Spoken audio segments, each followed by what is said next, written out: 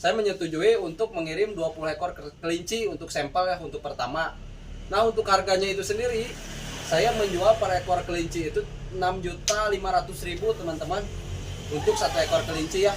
Ada salah satu pesan ke saya, gak tau broker, gak tau apa, beliau meminta 1.000 ekor kelinci teman-teman. Bayangkan 1.000 ekor kelinci dengan harga 6,5 juta saya jual per ekor. Assalamualaikum warahmatullahi wabarakatuh teman-teman, balik lagi bersama channel saya. Oke, di video kali ini teman-teman saya akan bercerita ya tentang perjalanan saya bisa mengirim kelinci ke luar negeri teman-teman. Oke teman-teman, jadi pada saat itu di tahun 2018 silam saya mendapatkan permintaan kelinci di media sosial ya, ada yang inbox saya, ada yang DM, apakah bisa mengirim kelinci ke Filipina. Pada saat itu saya dengan jawaban nekat, saya jawab dengan ya tentu saja bisa. Padahal pada saat itu saya belum bisa mengirim teman-teman, cuman saya pernah melihat orang bisa mengirim ke luar negeri gitu kan. Nah dari situ saya tanya-tanya, cari referensi, akhirnya saya bisa berkenalan dengan salah satu orang shipper yang bisa mengirim dengan cara hand carry waktu itu. Permintaan kelinci waktu itu adalah jenis Holland Loop ya, pada saat itu permintaannya cuma 6 ekor kalau tidak salah. Nah dari 6 ekor itu harganya lumayan teman-teman, saya bisa menjual dengan harga tinggi ya ke luar itu, berbeda dengan menjual di pasar lokal. Nah dengan pesanan itu alhamdulillah saya bisa menghubungi shipper yang bisa mengirim. Pada akhirnya singkat cerita kelinci bisa terkirim lah pada saat itu ke Filipina ya teman-teman, dengan beberapa persyaratan gitu mengirim ke luar. Nah pada saat kelinci bisa terkirim keluar, pada saat itu customer saya dan buyer saya alhamdulillah ya puas dengan kualitas kelinci yang saya kirim begitu. Nah di tahun 2019 beliau meminta lagi kelinci, ada permintaan lagi ya dari buyer customer yang sama gitu kan. Pada saat itu akhirnya saya setujui, saya iakan tanpa saya bertanya ke shipper saya. Ternyata pada saat itu shipper saya Om Rifki Woli sudah tidak bisa mengirim teman-teman pada saat itu, karena beliau ada trouble atau apa, dengan alasan perizinan pada saat itu belum ada gitu kan, mungkin sudah habis lah, udah hangus masa aktifnya. Nah dari situ saya bingung, karena si customer kelinci itu sudah memberikan uang full teman-teman beserta ongkosnya pada saat itu dengan biaya kirimnya. Saya mau kembalikan gimana, uangnya sudah saya belanjakan kelinci, karena saya kan membeli gitu dari teman saya kelinci yang berkualitas Holland Loop, karena pada saat itu saya hanya memelihara Flemish Giant pada saat itu. Nah dengan pikiran nekat, apa saya yang harus kirim sendiri gitu kan ke Filipina. Akhirnya saya mencari referensi, mencari cara buat cara kirim ke luar negeri. Nah pada saat perjalanan pertama teman-teman, pada saat waktu itu saya membuat paspor, di situ juga saya sudah banyak rintangannya gitu. Saya ditolak di imigrasi. Pada saat itu harus ada surat rekomendasi dari Filipina gitu kan, karena mungkin pada saat itu banyak penipuan ya, yang mau bilangnya main tapi kerja mungkin pada saat itu. Nah ketika saya sudah berhasil membuat paspor, singkat cerita teman-teman, saya memesan tiket pesawat teman-teman. Pada saat itu memesan tiket pesawat Philippine Airlines pada saat itu teman-teman. Nah sebelum saya berangkat ke Jakarta, saya membuat izin dari daerah setempat. Pada saat itu dibantu Om Ronald ya, pada saat itu dibantu surat dari Om Ronald ya, dari daerah, dari Bandung. Nah pada semuanya surat sudah komplit, saya berangkat ke Jakarta, langsung masuk ke karantina ya. Persyaratan terakhir itu ke karantina hewan di Jakarta. Di karantina teman-teman saya juga dipersulit teman-teman di sana. Harus ada surat perizinan dari Departemen Perdagangan lah kalau nggak salah, dari Perindak ya. Tapi akhirnya teman-teman pada saat itu kelinci ternyata masih bisa tanpa surat itu. Alhamdulillah ya, semua persyaratan sudah komplit, tinggal kita check in waktu itu ke bandara. Waktu itu saya sampai bandara itu jam 2 siang, check innya jam 11 malam teman-teman. Saya menunggu lama sekali di bandara, saya takut kelinci kenapa-napa ya. Ini nih foto saya waktu ngirim ke apa nih, ini di sini nih, waktu ngirim ke Filipina. Waktu itu saya di bandara ya guys. Nah, pada waktu check in jam 11 malam teman-teman, saya mendapat ujian yang sangat berat pada saat itu di bandara. Ketika check in jam 11 malam, saya disamperin oleh customer service di bandara teman-teman. Ternyata pada saat itu Philippine Airlines sudah tidak bisa membawa hewan teman-teman. Saya sangat kaget pada saat itu. Sudah banyak modal yang saya keluarkan, ongkos juga sudah tidak bisa refund. Pada saat itu kerugian benar-benar lumayan lah, di sekitar 12 juta waktu itu, ongkos sama surat-surat perizinan. Nah, ketika di bandara teman-teman, tengah malam saya bingung sekali harus kemana ya waktu itu, karena saya baru pertama datang ke Jakarta. Modal nekat dari awalnya teman-teman. Akhirnya atas izin Allah, pertolongan Allah, saya ingat pernah mengirim kelinci ke Jakarta. Singkat cerita, saya menghubungi customer saya yang di Jakarta. Saya pun dibantu dan ditolong sama beliau ya untuk dijemput gitu.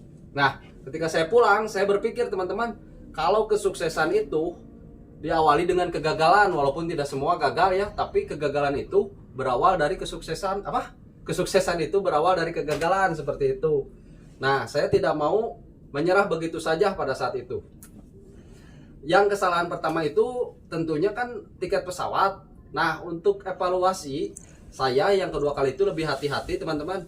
Saya reservasi teman-teman. Waktu itu saya memilih airline Malaysia Airlines kalau tidak salah. Saya reservasi, ternyata alhamdulillah bisa bawa hewan ya untuk Malaysia Airlines. Nah, perjalanan berikutnya saya mengeluarkan lagi uang gitulah untuk tiket pesawat, untuk surat, karena nggak apa-apa lah, yang penting saya bisa sampai gitu, tidak mau mengecewakan customer saya di Filipina.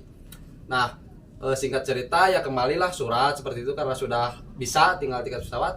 Alhamdulillah teman-teman, waktu check in lancar ya. Pada saat itu cuman membayar pada saat itu membayar kotak sama wadah hewan itu carrier gitu.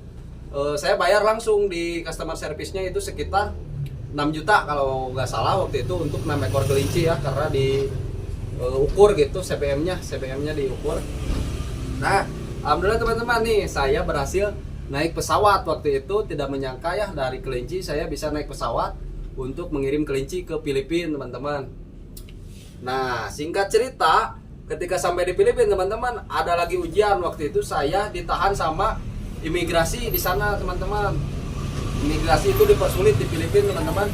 Ternyata bukan di Indonesia, bukan di sini saja ya, bukan di Korea aja, di Filipina juga ternyata kalau ada cuan semuanya lancar gitu kan. Ya akhirnya saya berkoordinasi dengan buyer saya, dibantulah untuk bisa keluar gitu, untuk clearance-nya keluar gitu di Filipina itu. Nah, alhamdulillah saya bisa keluar dari imigrasi. Saya bertemu customer dan saya tinggal di rumah customer pada saat itu, mengalokasikan kelinci juga di sana. Nah, kebetulan teman-teman, waktu di Filipina sedang ada jadwal kontes besar ya di mall di Filipina di sana. Jurinya dari Amerika, juri Amerika 4, yang dari Indonesia 1 kalau nggak salah, 2 kalau nggak salah, Bu Ari sama Pak Rijal pada saat itu. Dari Malaysia ada BHI Kang waktu itu, sama yang dari Jepang, yang lainnya dari Amerika. Nah, saya membawa kelinci untuk mengikuti kontes kelinci yang saya kirim teman-teman. Iseng-iseng gitu kan. Alhamdulillah salah satu kelinci ada yang prestasi gitu, walaupun tidak juara pertama, karena saingan saya waktu itu di Filipina itu Sugar and Spice teman-teman.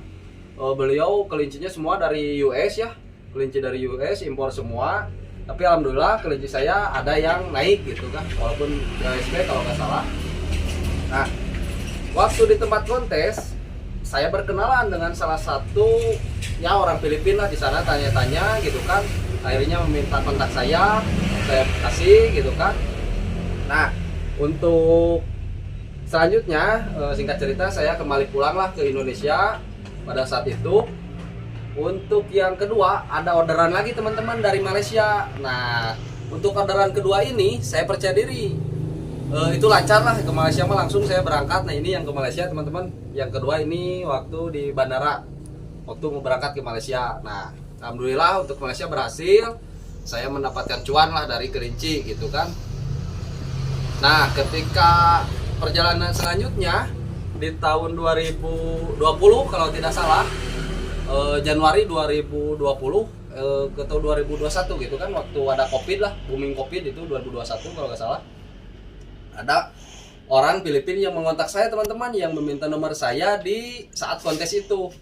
Beliau meminta kelinci New Zealand pedaging ya untuk dikembangkan di Filipina, karena pada saat itu pemerintah Filipina menyarankan masyarakatnya untuk memelihara kelinci sebagai pengganti protein babi teman-teman pada saat itu. Akhirnya saya menyetujui untuk mengirim 20 ekor kelinci untuk sampel ya untuk pertama. Nah, untuk harganya itu sendiri saya menjual per ekor kelinci itu 6.500.000 teman-teman. Untuk satu ekor kelinci ya, saya mengirim 20 ekor pada saat itu. Saya waktu itu yang dijual itu kelinci New Zealand pure ya, murni dari kandang saya sendiri waktu itu. Line Arba line US waktu itu. Nah, ketika kelinci saya sampai, tapi untuk pengiriman ini saya kembali menggunakan jasa Om Rifki Wali ya, via kargo. Beliau sudah ada perizinannya, sudah komplit, akhirnya kelinci bisa dikirim via kargo, tidak sama sayanya gitu kan. Nah, ketika kelinci ini sampai teman-teman, customer saya benar-benar takjub. Beliau kirim pesan ke saya, jadi beliau benar-benar takjub dengan kualitas kelinci yang saya kirim. Nah, dari situ teman-teman nama saya mulai terkenal di Filipina, mulai dikenal di Filipina. Ada teman dia yang pesan lagi teman-teman. Coba dia memesan 100 ekor. Saya bingung teman-teman untuk mendapatkan 100 ekor New Zealand dengan kualitas yang sama seperti yang saya kirim waktu itu. Akhirnya saya menyanggupi 30 sampai 40 ekor pada saat itu. Alhamdulillah dalam waktu 1 bulan saya mendapatkan kualitas kelinci yang bisa dikirim ke sana gitu kan. Nah, singkat cerita, kelinci sampailah ke sana yang 40 ekor. Saya lebih terkenal lagi teman-teman, karena mungkin orang Filipina juga upload lah di media sosial atau grup-grup di sana, sehingga banyak sekali sampai saya buka DM itu ratusan teman-teman, ratusan kalau tidak salah, saya tidak buka semuanya.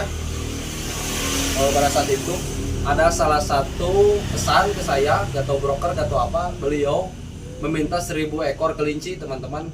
Bayangkan 1000 ekor kelinci dengan harga 6,5 juta saya jual per ekor, berapa cuannya? Tapi saya tidak melihat cuannya teman-teman. Kalau saya melihat cuan tentu saja saya terima, tapi saya tidak seperti itu. Waktu itu saya menolak pesanan 1000 ekor kelinci, saya cuma menyanggupi 100 sampai 200 ekor. Akhirnya deal di 150 ekor waktu itu teman-teman, dalam jangka waktu 2 bulan saya meminta. Akhirnya alhamdulillah beliau dari Filipina mengirim DP ya ke saya, besar sekali, lumayan alhamdulillah ya. DP yang saya terima untuk berbelanja kelinci, mencari ke Jawa, ke teman-teman saya beredar New Zealand pada saat itu, sehingga kelinci New Zealand dikirim lagi. Akhirnya makin banyak pesanan dengan berbagai jenis. Pada saat itu ada German Giant yang dipesan. Nah, ini saya mengirim German Giant teman-teman. Pada saat itu nih kelincinya ini diterima oleh bayar saya bernama beliau seorang dokter ahli bedah di sana. Beliau menyukai hewan seperti Irfan Hakim teman-teman pada saat itu. Nah, hasil dari uang kelinci itu teman-teman, ini bukan rekayasa ya, saya benar-benar mendapatkan uang yang besar, menjadi orang kaya baru pada saat itu, sampai rekening saya genut. Saya buka aja, ini bukan bohong, teman-teman yang ngirim ke sana juga tahu lah gimana ini. Sampai 1 lebih teman-teman, 1 M lebih saya sebutkan. Alhamdulillah saya dari hasil kelinci bisa membayar hutang teman-teman ke bank, bisa membeli aset tanah dari kelinci. Tetapi pada saat itu saya tidak bisa memanage uang teman-teman, sehingga pada saat uang sudah mulai habis, yang namanya OKP lah seperti apa, tidak bisa manage uang. Waktu itu pakai poya-poya, pengiriman ke Filipina ditutup teman-teman waktu itu, karena ada isu virus dari Singapura, virus kelinci RHD. Nah, dari situ mulai goyah teman-teman, sehingga saya memutuskan untuk vakum, karena waktu itu skala kelinci yang saya miliki sangat banyak dengan ras-ras impor gitu, seperti German Giant, Flemish Giant, pada saat itu dengan pengeluaran pakan yang besar, karena waktu itu stres ya, ada stres, bukan kelinci saya yang stres, orang juga bisa stres karena biaya pakan besar, pengeluaran juga kurang karena ada gengsi ya. Walaupun New Zealand saya tidak mau jual daging, mau pada saat itu jual murah, tetap gengsinya main. Nah akhirnya saya bisa dibilang vakum lah, bukan gulung tikar, vakum, karena tidak bangkrut sekali gitu kan. Saya memutuskan usaha lain, akhirnya kembalilah usaha lain ayam gitu. Saya tidak ada ilmunya di ayam sehingga saya jatuh di ayam. Nah saya memutuskan untuk bekerja lah. Tapi pada saat ini, pada hari ini ya, dari mulai kemarin saya bikin video, saya memulai ternak lagi kelinci teman-teman, memulai dengan kelinci umaran. Dan mudah-mudahan kedepannya, proyek kedepannya saya bisa beternak kelinci skala besar lagi teman-teman, dengan modal yang saya kumpulkan gitu untuk memulai usaha lagi. Ya doakan. Jadi teman-teman, kesimpulannya kelinci ini kalau kita bisa memanfaatkan atau memanajemen, mau itu kelinci pedaging, kelinci lokal ataupun ras, kalau kita bisa memanajemen untuk cara mengurusnya, penjualan, insya Allah teman-teman ini kelinci sangat menghasilkan. Seperti yang saya bilang, usaha ternak kelinci itu sangat, prospeknya sangat tinggi teman-teman. Buat kalian yang mau memulai jangan takut, tapi seperti yang saya bilang harus didasari ilmu untuk cara perawatannya gitu. Oke teman-teman, semoga video ini bermanfaat. Jika bermanfaat silahkan komen, ada pertanyaan silahkan komen, terus ikutin video saya akan jawab pertanyaan kalian di video. Ayo kita bareng-bareng untuk merintis usaha ini. Assalamualaikum warahmatullahi wabarakatuh.